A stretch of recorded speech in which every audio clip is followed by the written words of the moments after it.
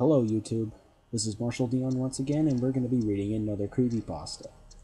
Now this one is another creepypasta that doesn't get much recognition than it should. It's called Virus 3031. It's basically about a medical journal that was recovered in a patient's room at the Hartsfield Medical Research Center in Chicago, Illinois. But I'm going to let you know that this video does have some swear words in it, but I'm going to do the best I can to try to, that's why when I get done reading this, I'm going to censor out the swearing. So anyways, I'm not going to waste any more time. Let's get started with this story. Day 1. Hello, I'm going to keep this short and simple. I am a doctor at the Hartsfield Medical Research Center. Recently, we have gotten a patient infected with virus 3031, more commonly known as the Cyan virus. The patient was a young Russian medical author who had written an entire encyclopedia-ish journal entry. She has since destroyed that journal entry. She appears to be suffering from strain A of the virus, the most volatile strain. Reason being, it causes schizophrenia and dissociative identity disorder, otherwise known as DID for short.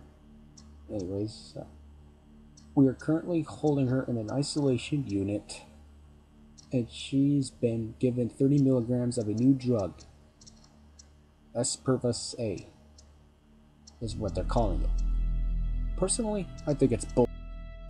Well, I'm not going to perform surgery on someone with a burst appendix. I'll write in this tomorrow. Day 2. It's now day 2, and I think we're making some progress with the patient. We dubbed her patient number 3031 in light of her having the virus.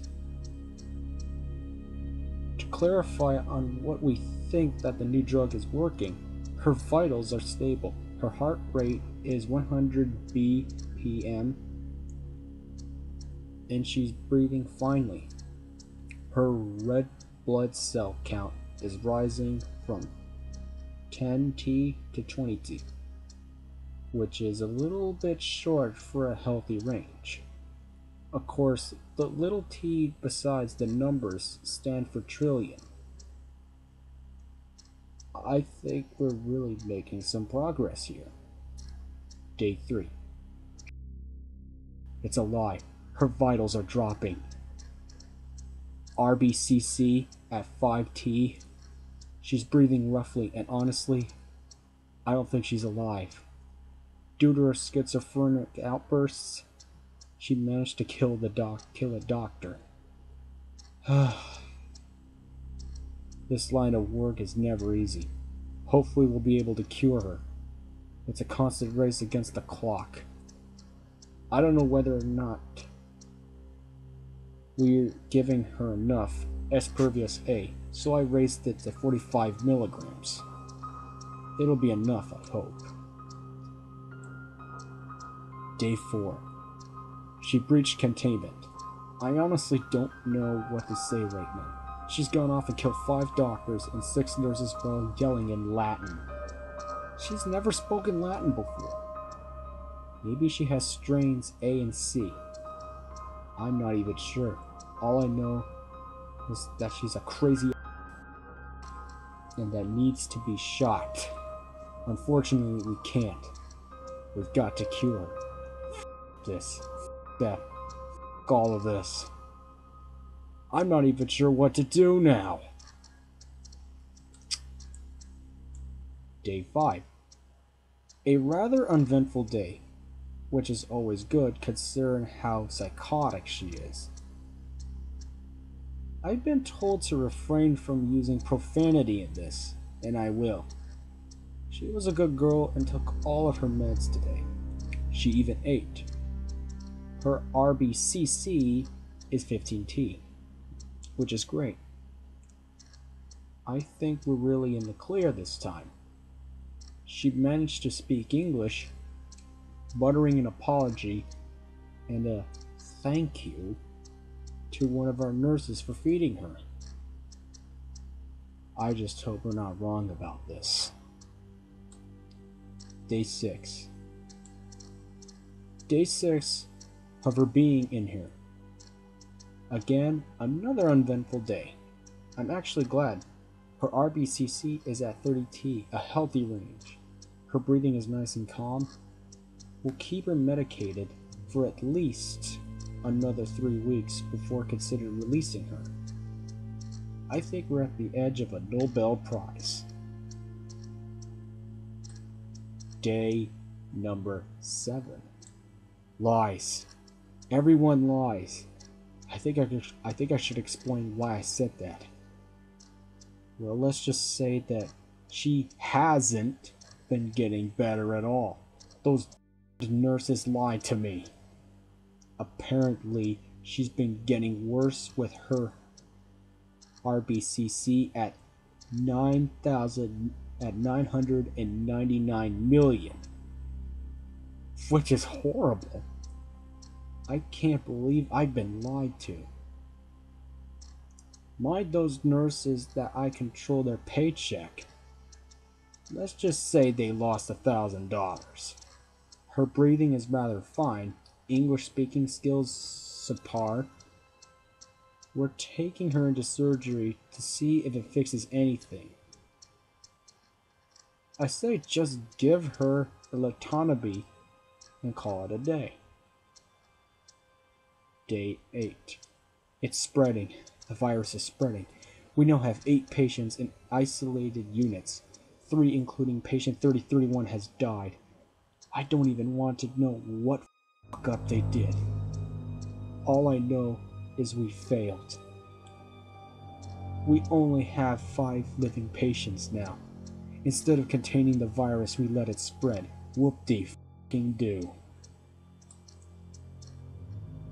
Day 9.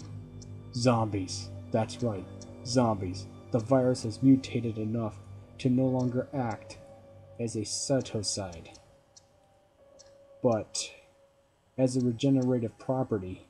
I barricaded myself in my office, hoping and praying to be rescued. I don't know how the it mutated that fast. I believe now that God has abandoned humanity.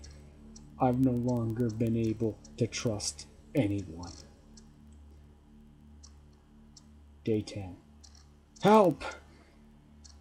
Anyone in this facility except me is dead.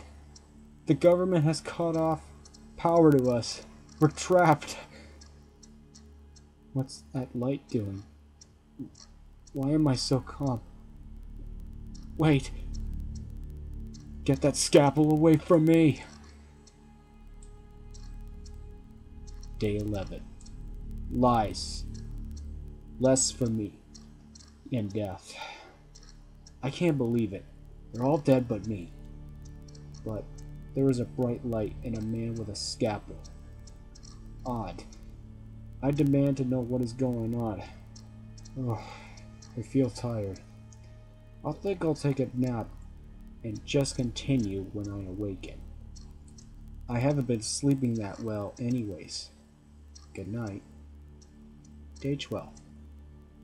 Oh, is this the doctor's log? I'm sorry to inform you all, but the doctor never existed at all. The patient, however, did. In fact, the patient was the doctor. Patient 3031 was just having a major schizophrenic episode. No zombies existed at all. No nothing. I'm the real doctor. Patient 3031 has passed away, so our theory was right.